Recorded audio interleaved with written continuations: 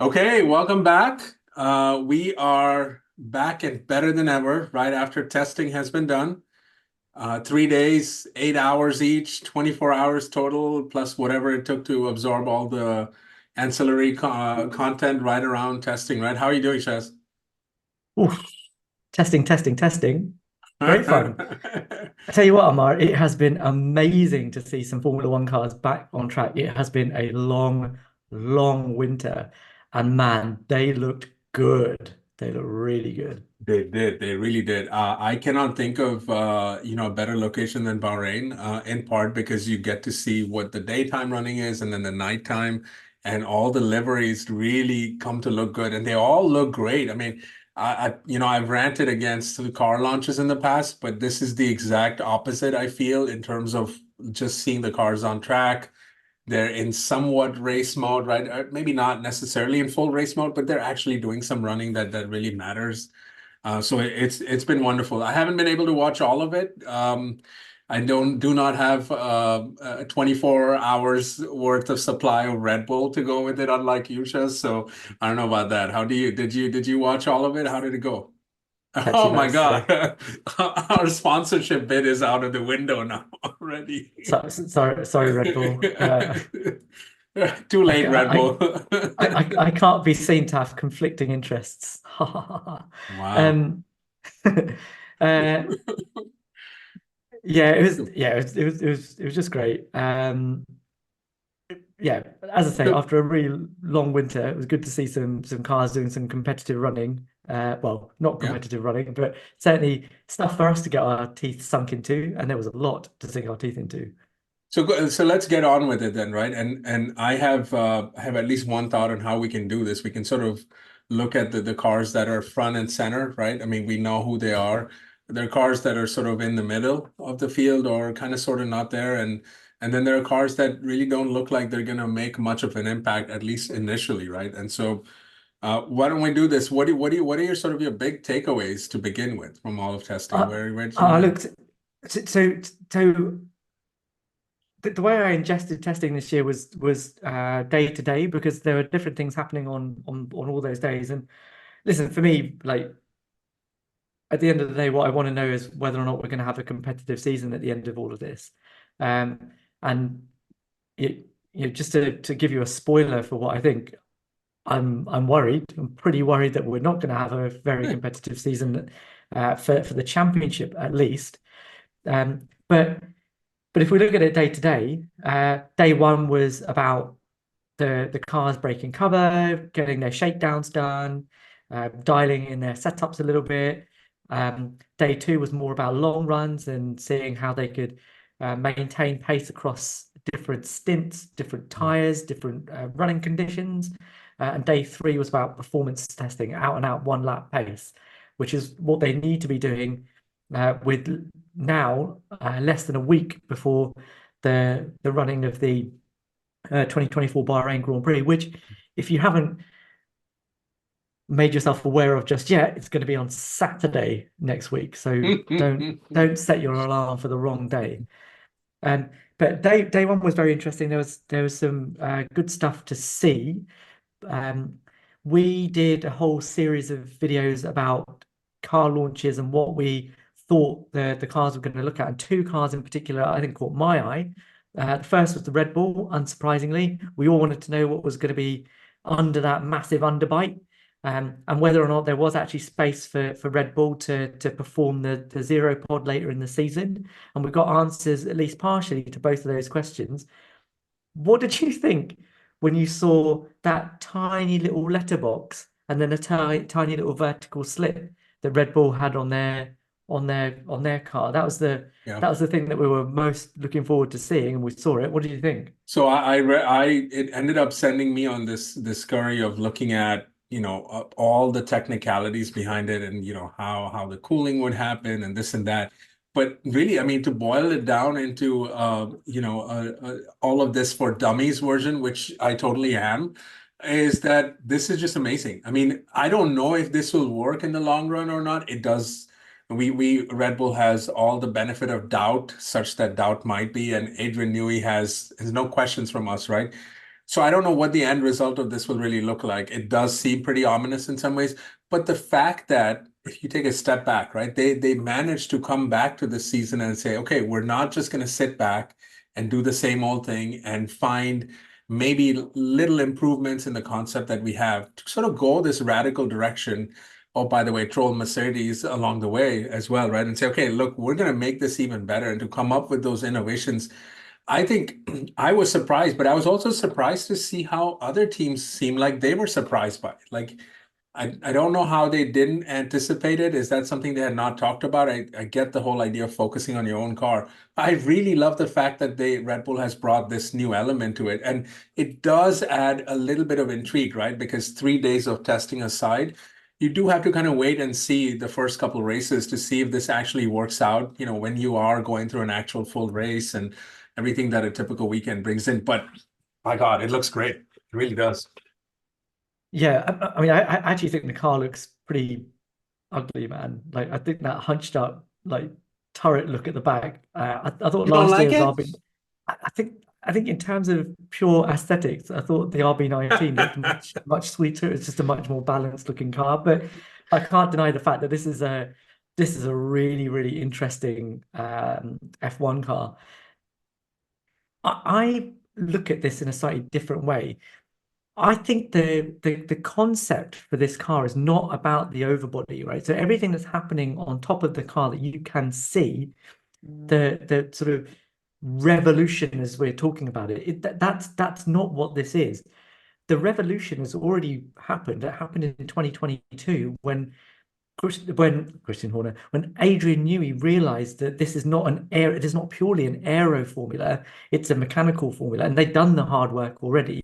So now this is an evolution in terms of their mechanical package is similar, but now they're adding downforce to it, and they're being creative with the way that they're doing that.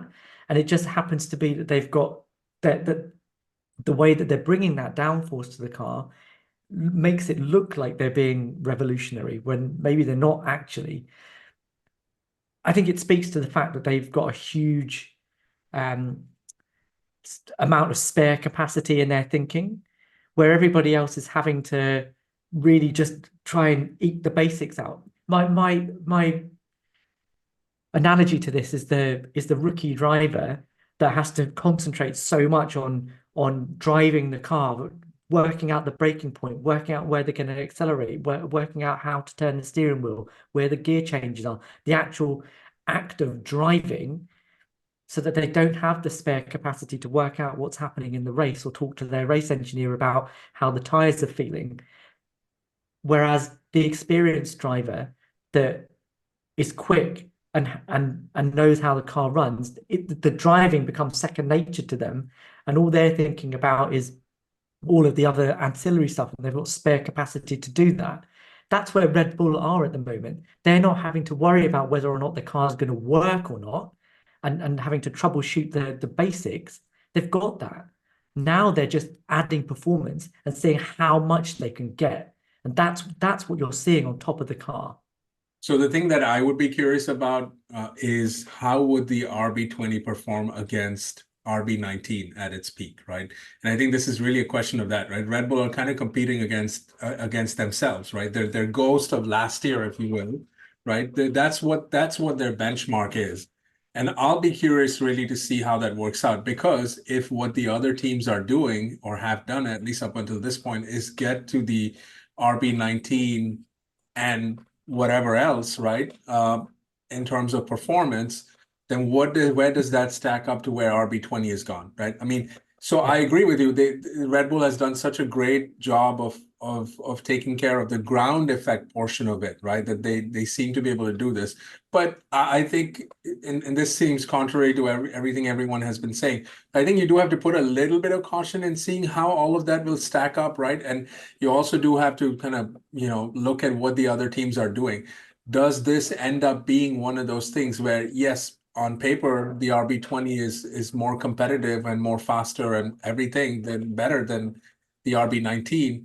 But does that also sort of crack open the door for these other teams that are sort of waiting in the background? Yeah, I do agree because I do think bringing aero addenda and aero changes to your car is doable in season with a cost cap.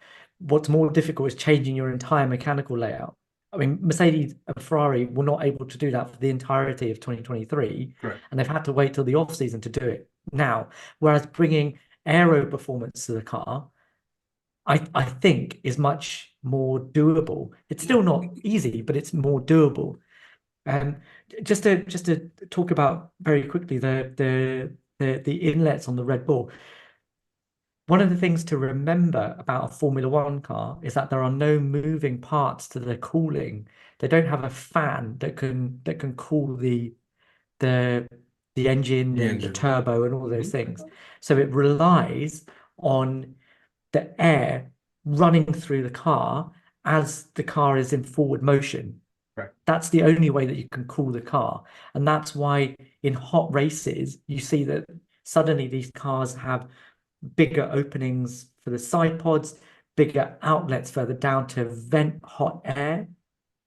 So to see the Red Bull turn up with that tiny little slit just underneath the underbite, and then the tiny little vertical slit running up against the chassis, suggests that they've got a really tight cooling package, and they're really confident, and it clearly works, right? Because Max did 143 laps without any problems on day one. So And I understand that Perez had a few issues day two, but actually there isn't an issue with their cooling, particularly if he can run that long without having any major engine problems. Sorry, go on. no, no, it's fine. I think I agree with you. And based on testing, there's no reason to believe that they wouldn't get that, right?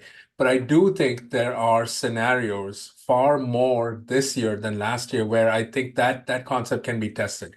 It's one thing to run 70, 80, 100, 200 laps in testing where there are only 10 cars on the track and most of the times not even 10, right? At the same time.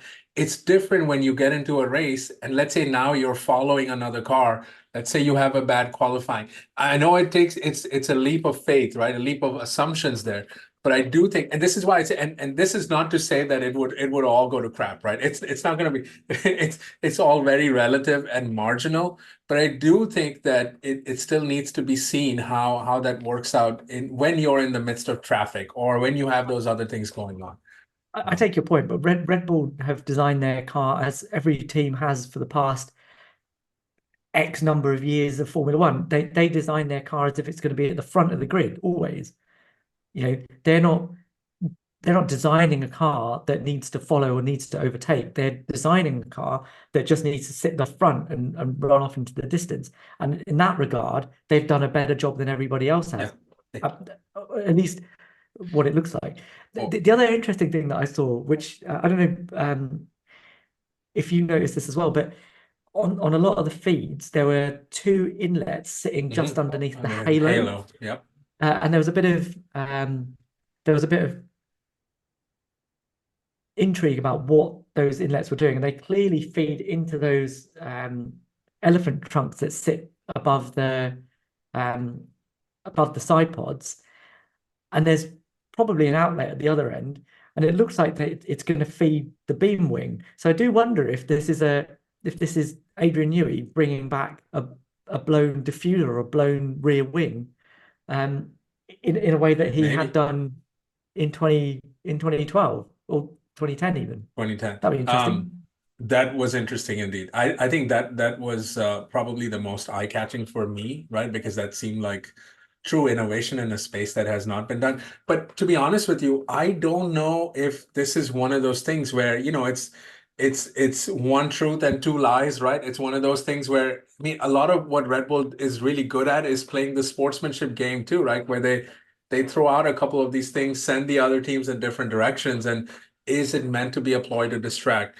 There's no reason to believe that, right? Because Adrian Newey, as we know, is very dedicated to this work. He's not really the kind of guy who would want to do that. I think that would be the most fascinating thing for me if I were any of the other teams, is to see how that can add to, helping Yeah. with cooling and aero and just in general. But I do again. I completely agree with you. There's no reason to believe that Red Bull wouldn't be at the front. But we've seen, and we'll talk about Ferrari in a little bit. we've seen Ferrari put themselves in the front of the grid. We've seen McLaren show potential in being able to do that. If a Red Bull gets stuck in between some of those cars are conceivably better than where they were last year, maybe a lot better. And if it does get into a competitive race situation, I think that that concept can be tested. And all I'm saying here is I don't know again if the RB20 would do better than the RB19. It seemed like the RB19 had no issues going through the field, right? Would the Knife through RB20 be able butter, to? Ammar. Right, exactly. So that's my only question. And really, this is nitpicking. Literally that. It's just that. It's not to say that they wouldn't win. It's just that, hey, maybe it does get a little bit interesting, right? It does become Yeah, a little more stressful for Max, right? Maybe. It's a big yeah. maybe. Yeah. So the other thing that caught my eye was, and I think this caught a lot of people's eyes, especially day three, because you had to see this car on two different days to realize what had happened. But Mercedes have brought out what looks like an adjustable front suspension geometry. And you know how much I love suspension, Ammar. You do. And we've done a master class on this. Actually, Shez has done a master class that I facilitated. Catch one of those videos on that. Well, what did you think of that? That's pretty interesting, So huh? okay, so we're going to do another diagram, and this time talking about anti-dive, very specifically just anti-dive, right? So when a Formula One car brakes, its weight distribution moves forwards and the car dives down onto its nose. And when it does that, it means the center of aero performance moves away from the rear. So the rear can become it is lifted up into the air Mhm. and becomes much more unstable. So what Red Bull had perfected over the last couple of seasons was using aggressive anti-dive geometry on their front suspension so that when the car brakes, the nose doesn't end up diving quite as much. So the rear doesn't lift up as much and you retain rear stability. And it means that the aerodynamic platform stays stable across braking, the mid corner, and acceleration, right? Mhm. And it took a bit of time for the other teams to get onto that. But Mercedes have come up with a fun way um, of adjusting the amount of anti-dive that they're going to have across different circuits, because clearly different circuits and different track conditions are going to need a different amount of anti-dive um, and a different amount of pitch control. That's what they're trying to do. So what does anti-dive actually look like? So on the screen we've got a picture of a Ferrari that has no anti-dive. So you can see that the two arms of the upper wishbone, and if you want to know what a wishbone is, we've got a link to our video talking about Ferrari suspension last week. You can see that the front and rear arm of the upper wishbone are level. And that's fine when the car's going along in a steady state and not braking, it will stay level. But as soon as the car brakes, the front member of that wishbone will be lower than the That rear arm one. of that wishbone because it's Yep. because the car's diving. So if you want anti-dive, what you want to try and do is make it so that when the car brakes and you have that dive, actually the front and rear arms of the upper wishbone stay level. So Mhm. how do you do that? What you do is that you make in steady state when the car's just driving along in a straight line, not braking and not accelerating, you have the front arm of the upper wishbone higher than the lower wishbone. And you can see that on the Mercedes day two here. But what Mercedes have done is that they've realized that they might need a different amount of anti-dive across different conditions. So what they've done is that there's a little area with a little bolt-on square sitting underneath or adjacent to the rear arm of that upper wishbone. You can see that highlighted in the picture here. And what they've done is between day two and day three, you can see that the rear arm of that wishbone is at different heights. So they've adjusted the anti-dive and they've created a way for them to do that between different sessions of a race weekend, and certainly different races, which is something that you would have to change the entire monocoque to do across the season before. But now they've made that adjustable. That, to me, is super interesting because they've really thought about how they can stabilize their mechanical package even across different conditions so that their aero package is optimized all the time. And when we're talking about Red Bull having a revolution in terms of their aerodynamic thinking, actually this mechanical package that Mercedes have brought, if it works, if that does what it's meant to do, means that they can just whack on downforce and it should give them performance. That's really interesting for me.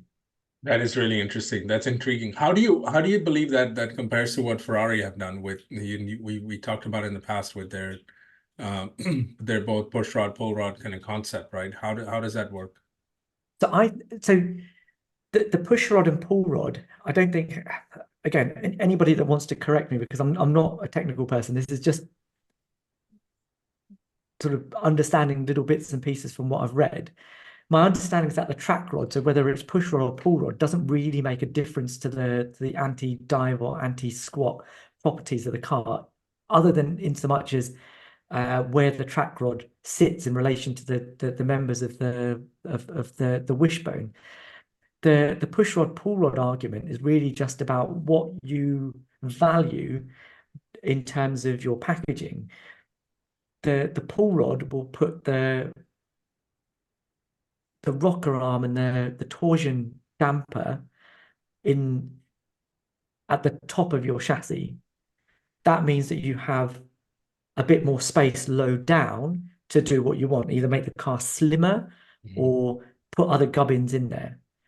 Whereas the pull rod places the rocker and the damper switch low down in the car. So although you have less space there, actually your center of gravity is lower. Absolutely. Yeah. So you've got different benefits there. And Ferrari have clearly decided at the rear that having the center of gravity lower was what worked for them last season, towards the end of the season, in helping them solve their tire degradation problems in the race.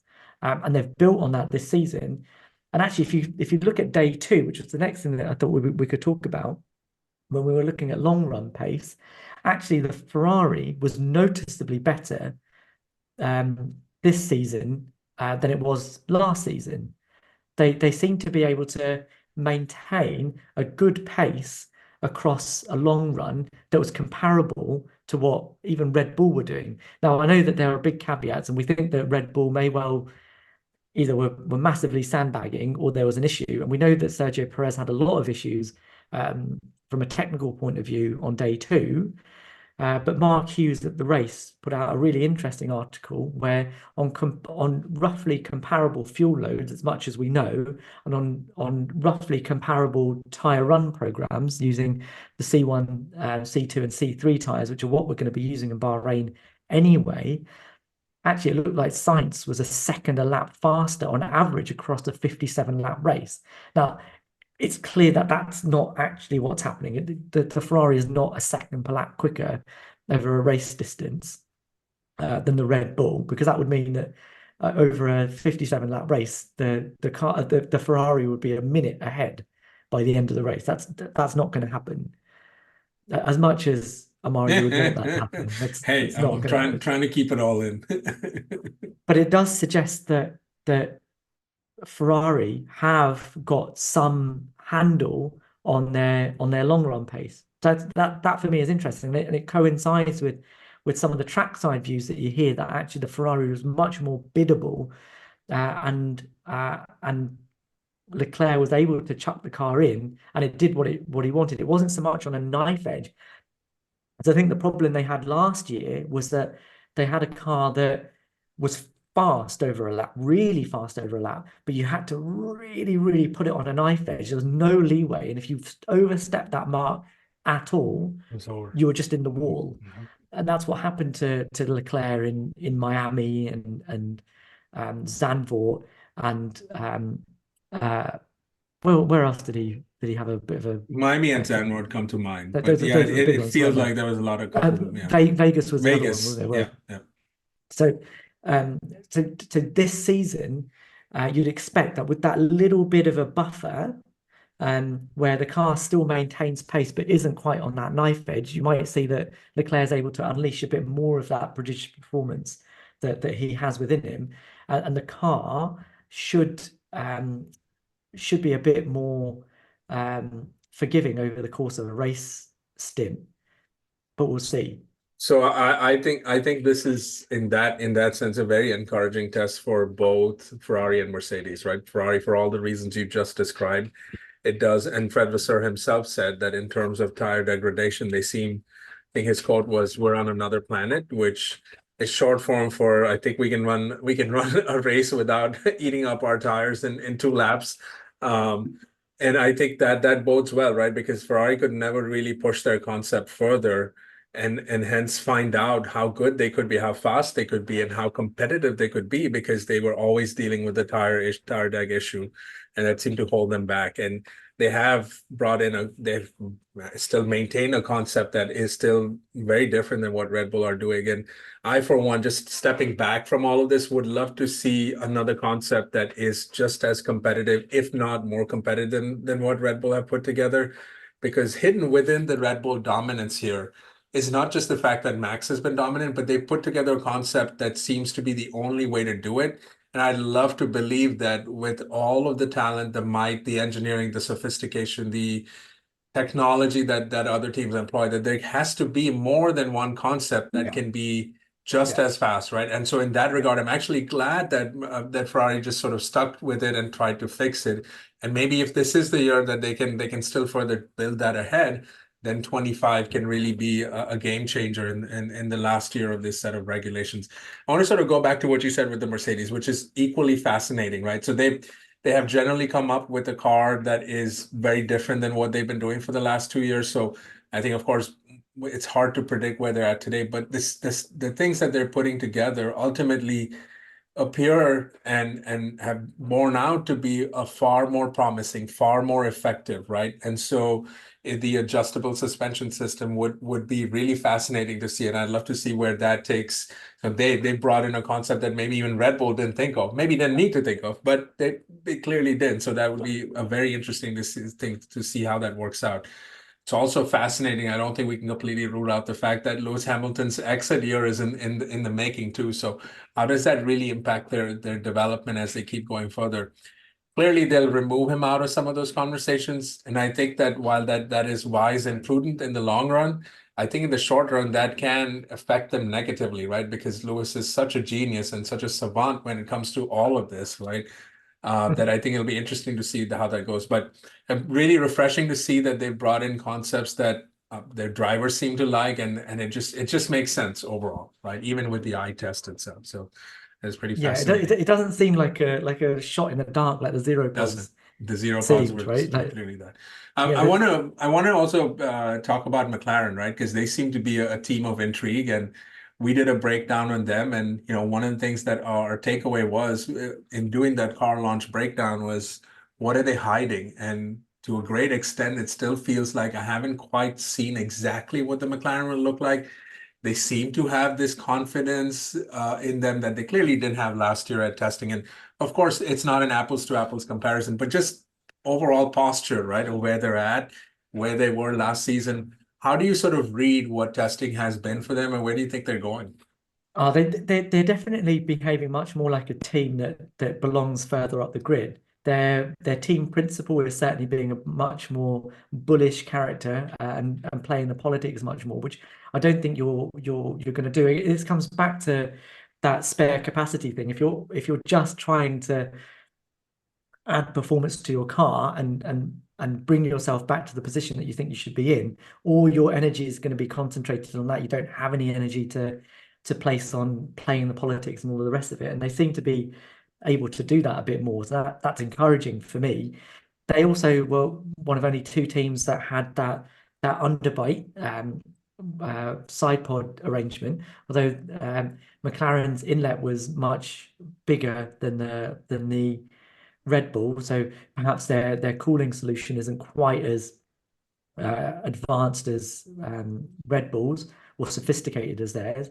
But they seem to have a good test, you know. They were right up there on day one, weren't they? They Lando was the second fastest after Max, despite the massive gap to him. And I think that the Mercedes and certainly the Ferrari seem to leapfrog them over the course of the rest of the test. But whether or not they're holding a bit in reserve and running slightly higher fuel loads, I don't know. I think Piastri finished seventh at the end of qualifying simulations on day three, which is I don't know how representative that is when Zhou Guanyu was third. But I think they're probably in a position where they can be quietly confident.